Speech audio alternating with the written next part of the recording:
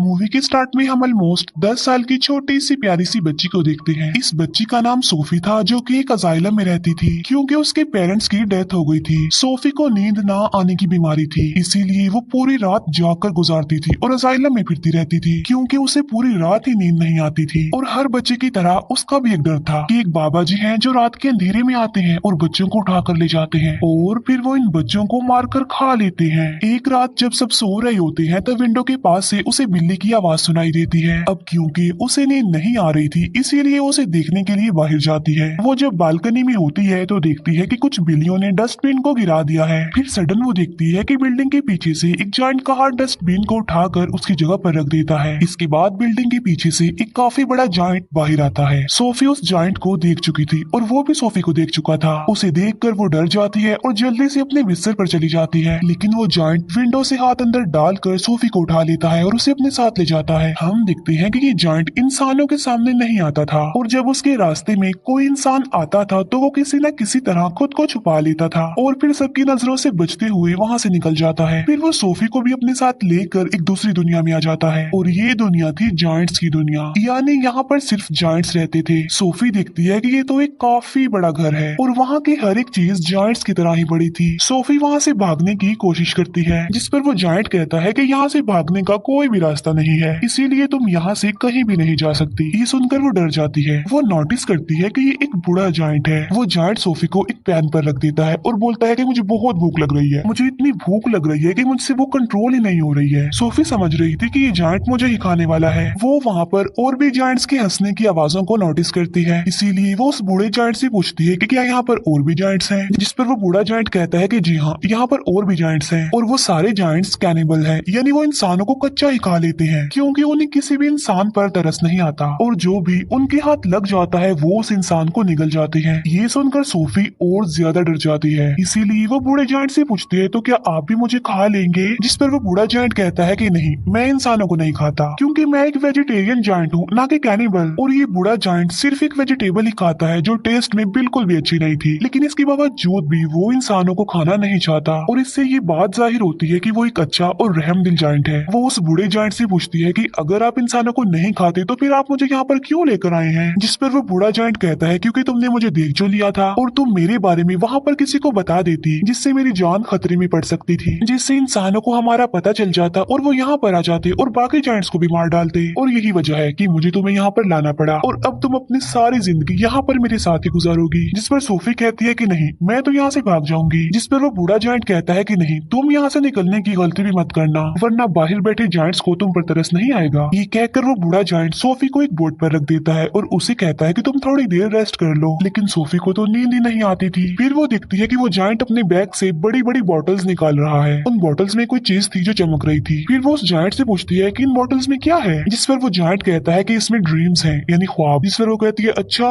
फिर तो ये मेरे किसी काम के नहीं है क्योंकि मुझे तो ड्रीम्स आते ही नहीं है और मुझे ड्रीम्स आएंगे भी कैसे क्योंकि मुझे तो नींद ही नहीं आती। फिर ये जायंट वो वाली बुक पढ़ने लगता है जो सोफी के पास थी। इस बुक में बहुत सारी कहानियां लिखी हुई थी। बूढ़ा जायंट उन कहानियों को पढ़ने लगता है जिस पर सोफी को नींद आ जाती है। इसके बाद वो बूढ़ा जायंट एक बॉटल लेता है और उसमें से एक ड्रीम बाहर निकालता है। इतनी ही देर में सोफी की आंख खुल जाती है और वो देखती है कि वो बूढ़ा जायंट अभी सो रहा है, इसीलिए वो मौके का फायदा उठाकर उस घर से बाहर निकल जाती है और वहाँ से भागने की कोशिश करती है, लेकिन तभी उसे एक काफी बड़ा जायंट पकड़ लेता है और ये सच में उस बूढ़े जायंट की निस्बत काफी बड़ा जायंट था। सोफी उस जायंट को कहती है कि प्लीज मुझे यहाँ से जाने दो, लेकिन वो जायंट सोफी की एक नहीं सुनता और वो उसे निगल जाता है। इसकी फौरन बाद सोफी की आंख खुल जाती है। इसका मतलब ये था कि सोफी एक ड्रीम देख रही थी। जागने के बाद वो उस बूढ़े जायंट से पूछती है कि मुझे पता है ये आपने किया है ना, क्योंकि ना तो मुझे नींद आती है और ना ही मुझे ड्रीम्स आते हैं, लेकिन आपने ये जो मुझे ड्रीम दिखाया है ये तो बहुत डरावना था। जिस पर वो जायंट कहता है कि मुझे ऐसा करना पड़ा और मैंने ऐसा इसीलिए किया है ताकि मैं तुम्हें ये बता सकूं कि बाहर तुम्हारे लिए कितना खतरा है, इसी वजह से तुम्हारे लिए बेटर होगा कि तुम यहीं पर ही रहो। बूढ़ा जायंट सोफी को समझाता है कि यहाँ पर जो जायंट्स हैं ना वो मुझसे साइज में काफी बड़े हैं और मैं तो उन जायंट्स के सामने कुछ भी नहीं हूँ क्योंकि मैं छोटा सा जायंट हूँ और बूढ़ा भी हूँ। अभी वो लोग बातें कर ही रहे थे कि तभी वहाँ पर एक काफी बड़ा जायंट अंदर आ जाता है और वाकई ही ये उस बूढ़े जायंट की निस्बत काफी काफी बड़ा था। वो जायंट आते ही बूढ़े जायंट से पूछता है कि बताओ तुम किससे बात कर रहे थे बोने। अब यहाँ पर सारे जायंट्स बूढ़े जायंट को बोना कहते थे क्योंकि वो साइज में सबसे ही छोटा था। बूढ़ा जायंट जवाब देता है कि नहीं तो मैं तो किसी से बात नहीं कर रहा था। इसी दौरान सोफी भी कहीं पर छुप जाती है। इस बड़े जायंट के हाथ पर चोट लगी थी, इसीलिए वो पट्टी करवाने के लिए बूढ़े जायंट के पास आया था। अब क्योंकि वो जायंट कैनिबल था, इसी वजह से उसे उस घर में से इंसान की खुशबू आती है, इसीलिए वो वहाँ पर पड़ी हर एक चीज को देखने लगता है। तभी सोफी उस सब्जी के अंदर चली जाती है जो वो बूढ़ा जायंट खाता था, और जब वो जायंट उस सब्जी को स्मेल करता है तो उसे उसमें से इंसान की खुशबू आती है। आज से पहले इस जायंट ने कभी भी ये सब्जी नहीं खाई थी, लेकिन आज उसे इस वेजिटेबल में से अच्छी खुशबू आ रही थी, इंसान की खुशबू आ रही थी, क्योंकि उसमें सोफी जो थी, इसीलिए वो जायंट उसे खाने लगता है। ये देखकर वो बूढ़ा जायंट कहता है कि रुको, तुम ये नहीं खा सकते, क्या तुम भूल गए हो कि तुम वेजिटेबल्स नहीं खाते। जिस पर वो जायंट कहता है कि हाँ, मैं ये बात कैसे भूल गया कि मैं तो सब्जियां खाता ही नहीं हूँ। इसीलिए वो सब्जी को फेंक देता है और सोफी की जान बच जाती है। इसके बाद वो जायंट वहाँ से चला जाता है। फिर उस बूढ़े जायंट को कहीं पर जाना था और सोफी उससे पूछती है कि आप कहाँ पर जा रहे हैं, जिस पर वो बूढ़ा जायंट कहता है कि मैं किसी जरूरी काम से जा रहा हूँ। वो पूछती है कि कौन सा जरूरी काम, लेकिन वो उसे कुछ भी नहीं बताता। फिर वो सोफी के काफी फोर्स करने पर उसे बता ही देता है कि मैं ड्रीम्स को पकड़ने जा रहा हूँ। फिर सोफी उसे काफी कहती है कि मुझे भी अपने साथ लेकर जाइए, लेकिन वो उसे अपने साथ नहीं ले जाना चाहता था, क्योंकि बाहर जो जायंट सो रहे थे, अगर वो जा गए, उन्होंने सोफी को देख लिया तो बहुत बुरा होगा। इसी वजह से वो किसी भी किस्म का रिस्क नहीं लेना चाहता था, लेकिन सोफी उसे काफी इंसिस्ट करती है, इसीलिए वो उसे अपने साथ ले जाने के लिए एग्री हो जाता है। जब वो बाहर आते हैं तो देखते हैं कि वो सारे जायंट्स गहरी नींद सो रहे हैं, इसीलिए ये दोनों उनके बीच से ही गुजरना चाहते थे, लेकिन इतनी ही देर में उन सारे जायंट्स की आंख खुल जाती है और वो बूढ़े जायंट को परेशान करने लग जाते हैं कि बोने तुम कहाँ पर जा रहे हो, जिस पर वो कहता है कि मैं तो अपने काम पर जा रहा हूँ। जिस पर वो जायंट्स कहते हैं कि हम नहीं चाहते कि तुम यहाँ से निकल कर बाहर जाओ, इंसानों की दुनिया में जाओ, क्योंकि अगर इंसानों को हमारे बारे में पता चल गया तो हमारी जान खतरे में पड़ जाएगी। वो सारे जायंट्स बूढ़े जायंट को बहुत ज्यादा तंग करते हैं और तभी मौके का फायदा उठाकर सोफी एक गाड़ी में छुप जाती है। लेकिन तभी बूढ़ा जायंट आसमान की तरफ इशारा करके कहता है कि वो देखो। सब देखते हैं कि आसमान पर बादल बने हैं और बारिश होने वाली है। असल में उन सारे जायंट्स को पानी से डर लगता था क्योंकि उन्हें वाटर फोबिया था, और तभी वहाँ पर बारिश होने लगती है और वो सारे जायंट्स जाकर छुप जाते हैं। तब मौके का फायदा उठाकर वो दोनों यानी बूढ़ा जायंट और सोफी वहाँ से चले जाते हैं। वो लोग माउंटेन्स पर चढ़ने लगते हैं। चलते चलते वो बादलों से भी काफी आगे निकल जाते हैं। सोफी कहती है कि यहाँ से तो देखने में ये स्टार्स बहुत ही प्यारे लग रहे हैं। बूढ़ा जायंट कहता है कि मैं तो इनका म्यूजिक भी सुन सकता हूँ। वो बताता है कि मैं इवन दुनिया की हर चीज की आवाज सुन सकता हूँ। मैं चींटियों की आवाज सुन सकता हूँ, कीड़े मकोड़ों की आवाज सुन सकता हूँ, इवन मैं ट्रीज की कहानियां भी सुन सकता हूँ। मेरे कान इतने तेज हैं कि दुनिया की हर आवाज को ही सुन सकते हैं। ये सुनकर सोफी कहती है कि मुझे तो यकीन नहीं आ रहा आपकी बातों पर। बूढ़ा जायंट कहता है कि यही सच है बेटा, तुम्हें मानना होगा। इसके बाद वो लोग एक लेक के पास पहुंच जाते हैं, जिसके पास एक काफी बड़ा और खूबसूरत ट्री था। बूढ़ा जायंट पानी में कूद जाता है और उनके साथ सोफी भी कूद जाती है। दोनों फिर लेक के दूसरे किनारे पर पहुंच जाते हैं और ये होती है ड्रीम्स की दुनिया, क्योंकि ड्रीम्स उस ट्री से यहाँ पर कतरों की तरह गिरते हैं और बूढ़ा जायंट इन्हें पकड़ने के लिए ही यहाँ पर आता है। फिर वो दोनों मिलकर बहुत सारे ड्रीम्स पकड़ लेते हैं। इन ख्वाबों में अच्छे और बुरे दोनों ड्रीम्स ही थे। इन ड्रीम्स को पकड़कर फिर ये लोग वापस जाने लगते हैं। ये दोनों अब एक दूसरे के काफी अच्छे फ्रेंड बन गए थे और एक दूसरे के साथ काफी खुश थे। बूढ़ा जायंट उसे अपनी दुख भरी कहानी भी सुनाता है कि यहाँ पर सारे जायंट्स मुझे बोना कहते हैं, लेकिन फिर वो एक बात सोचकर खुश हो जाता है कि मुझे यहाँ पर कोई ऐसा भी मिला था जो मुझे बिग फ्रेंडली जायंट कहता था।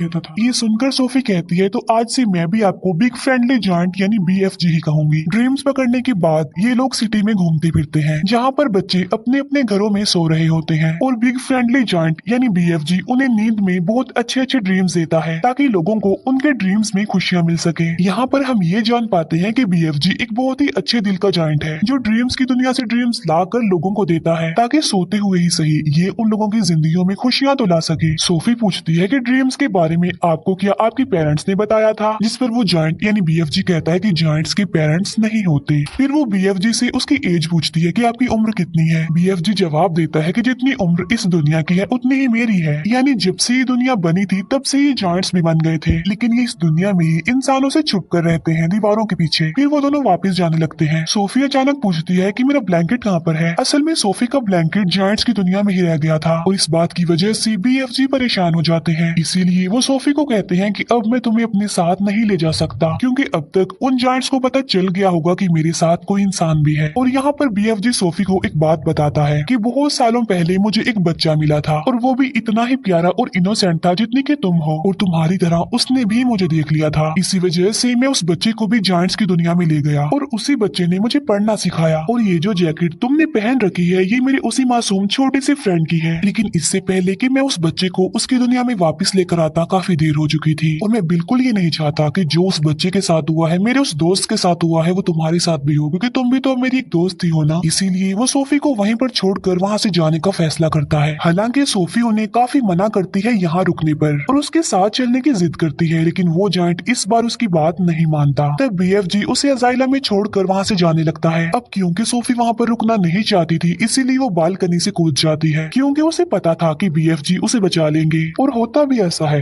बीएफजी उसे बचा लेता है, और इसीलिए ना चाहते हुए भी उसे सोफी की बात माननी पड़ती है। इसी वजह से वो उसे जायंट्स की दुनिया में दोबारा से ले आता है, जहाँ पर बाकी जायंट्स पहले ही उन लोगों के लिए वेट कर रहे थे, क्योंकि सारे जायंट्स जान चुके थे कि बूढ़े जायंट के पास कोई इंसान है। इसीलिए सारे जायंट्स अब जानना चाहते थे कि वो इंसान कौन है, कहाँ पर है। इसीलिए वो ब्लैंकेट की खुशबू की मदद से बीएफजी के घर को चेक करते हैं और सारे सामान की तोड़ फोड़ कर देते हैं। लेकिन बीएफजी उस ब्लैंकेट को जला देता है जिसमें सोफी की खुशबू थी। फिर वो उन सारे जायंट्स को अपने घर से जाने के लिए बोलता है। सोफी वहाँ दीवार पर लगी एक पिक्चर को देखती है जो कि प्रिंसेस की पिक्चर थी। उस पिक्चर को देखकर सोफी को एक आइडिया आता है, और वो बीएफजी को कहती है कि आप प्रिंसेस के लिए एक ड्रीम बनाएं, और उस ड्रीम में आप ये बताना कि जायंट्स की एक दुनिया पाई जाती है इसी दुनिया में, और वो सारे जायंट्स इतने खतरनाक हैं कि बच्चों को मारकर खा लेते हैं, और इसी ड्रीम में आप हम दोनों को भी शामिल कर लेना, ताकि जब हम प्रिंसेस के सामने जाएं तो वो हमें पहचान ले। ये सुनकर बीएफजी ऐसा ही करता है, और वो जायंट्स की दुनिया में रहने वाले सारे जायंट्स का एक ड्रीम बनाता है, और वो उस ड्रीम में खुद को और सोफी को भी डाल देता है, और साथ साथ वो सिटी की बहुत सारे मिसिंग बच्चों को भी डाल देता है। फिर वो उस ड्रीम को लेकर प्रिंसेस के घर के पास चले जाते हैं, और ये प्रिंसेस की नींद में वो ड्रीम डाल देते हैं, और प्रिंसेस वो सब कुछ देख लेती है जो ये प्रिंसेस को दिखाना चाहते थे। प्रिंसेस की जब आंख खुलती है तो वो बहुत ज्यादा डरी हुई होती है, क्योंकि ये एक डरावना ड्रीम था, क्योंकि जायंट्स बच्चों को खा रहे थे। प्रिंसेस इस ड्रीम के बारे में अपने केयर टेकर को भी बताती है, जिस पर वो केयर टेकर कहती है कि आप फिक्र मत कीजिए, ये आपका सिर्फ एक डरावना ड्रीम था। लेकिन जब वो न्यूज़पेपर पढ़ती है तो कहती है कि ये तो बहुत अजीब बात हो गई, क्योंकि कल रात बहुत सारे बच्चे मिसिंग हो गए थे अपने अपने घरों से, और ये सेम वैसा ही हुआ है जैसा आपने ड्रीम देखा है।